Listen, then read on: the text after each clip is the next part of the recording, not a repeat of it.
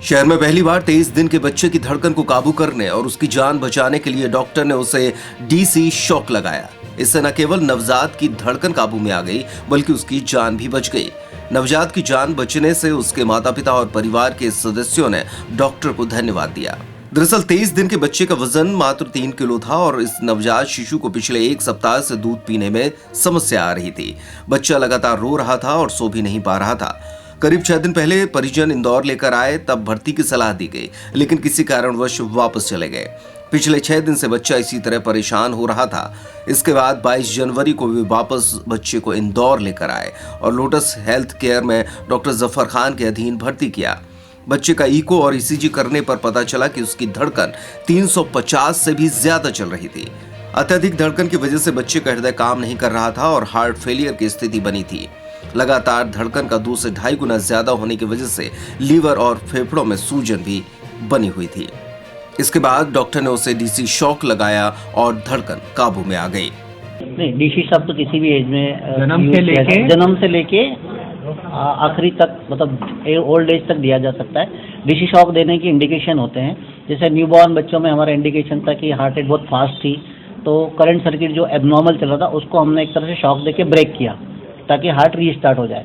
Adult में भी देते हैं। एडल्ट में जैसे अटैक आया, मैसिव अटैक आया और हार्ट अरेस्ट में चला गया, तो डीसी शॉक देके उसको रीस्टार्ट करते हैं। तो ये इसकी कोई एज लिमिट नहीं होती है। सिर्फ गर्भावस्था में अंदर नहीं दे सकते, बाकी पैदा होने के डे 1 से लेके किसी भी उम्र में दे सकते हैं। इसका कोई साइड इफेक्ट नहीं होता है। पहला मामला है इंडिया का? नहीं, ऐसा इंडिया का पहला मामला नहीं है ये। यूजुअली ये केस इस तरह के आते रहते हैं और इंदौर के बाहर भी मतलब मैंने तो सुना है दिया, लेकिन मैंने अभी जितने भी मेरे जो कलीग्स हैं उनसे मैंने फ़ोन करके पूछा था, तो इंदौर में तो किसी ने अभी तक इतने छोटे बच्चे को शॉक नहीं दिया।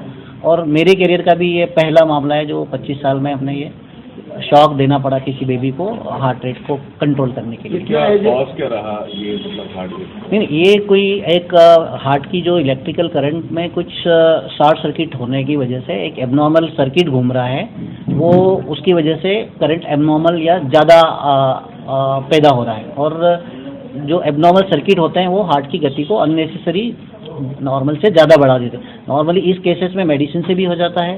सेकंड अगर हो तो 10 से 20% बच्चों में शॉक से होता है। और ये कुछ बच्चे एकदम से रेजिस्टेंट होते हैं, किसी दवाई का असर नहीं होता है। ऐसे बच्चों को फिर ऑपरेशन करके एक एब्लेशन करना पड़ता है, एक लेज़र अंदर डालना पड़ता है और लेज़र से ठीक करना पड़ता है। ऐसे मामले 100 में से एक आधी हो सकते हैं। और लेज़र एब्लेशन अगर करना पड़े तो वो इंदौर में पॉसिबल नहीं है। वो उसके लिए या तो दिल्ली, अहमदाबाद या हैदराबाद जाना पड़ता है। वो मतलब एक डिफ़िकल्ट टाइप का केस रहता है। बट लकीली ये एक तरह से ट्रीटमेंट की सेकंड स्टेज थी। पहली medicine, second DC shock therapy, direct current, और थर्ड अगर इनसे भी रिस्पॉन्ड ना करे या वापस बार बार होने लगे तो हम एक लेज़र एब्लेशन करते हैं, जिसमें हम लोग अंदर एक कैथेटर डालते हैं हार्ट के अंदर या उसके आसपास, और लेज़र से वो करंट को एक तरह से ब्रेक करते हैं। अभी बच्चा कैसा है, स्वास्थ्य कैसा है? बच्चा अभी स्वस्थ है। बच्चे के तो उसके बाद ही धड़कन नॉर्मल हो गई थी। सेकंड डे, थर्ड डे से दूध पीने भी लग गया था और आज 7वां 8वां दिन है। अभी बच्चा अभी इधर ही है और नॉर्मल अब ग्रो कर रहा है। डीसी शॉक के कोई साइड इफेक्ट नहीं होते हैं।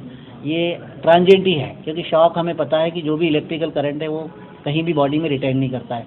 उसके जो भी इफेक्ट और साइड इफेक्ट होते हैं वो ट्रांजिएंट ही होते हैं। जैसे किसी को करंट भी लगा तो उसी वक्त जो होना है हो जाएगा, उसका कोई साइड इफेक्ट लाइफ लॉन्ग कभी नहीं होता। कितना चल जाता है उसको? नहीं, और बर्न होने के चांस रहते हैं। तेज पावर से दे दो तो स्किन जल सकती है। कितना चैलेंजिंग था सर आपके लिए ये इस केस में? जैसे क्या, ये बेबी एक तो हार्ट फेलियर में आया था, इसको एक सेंट्रल वेन मिलना मुश्किल हो रहा था और कुछ मेडिसिन जो सेंट्रल वेन से ही देते हैं वो थोड़ा सा डिफिकल्ट था बेबी के लिए, क्योंकि शॉक में होने की वजह से नसें भी नहीं मिल रही थी और बच्चा ऑलरेडी करीब पिछले 5-7 दिन से सेम सिचुएशन में था। इसलिए ऑक्सीजन लग रही थी, फीडिंग का इशू था, सो भी नहीं पा रहा था बच्चा। तो एक ये तरीका हमें ज़्यादा अच्छा लगा, और क्योंकि मेडिसिन का भी इफेक्ट नहीं आ रहा था इसलिए देना पड़ा। आपका नाम? मेरा नाम डॉक्टर जफर खान है। मैं वैसे नियोनेटल प्रैक्टिस ही करता हूँ, जो नवजात शिशु के इलाज में ही मतलब प्रैक्टिस है हमारी।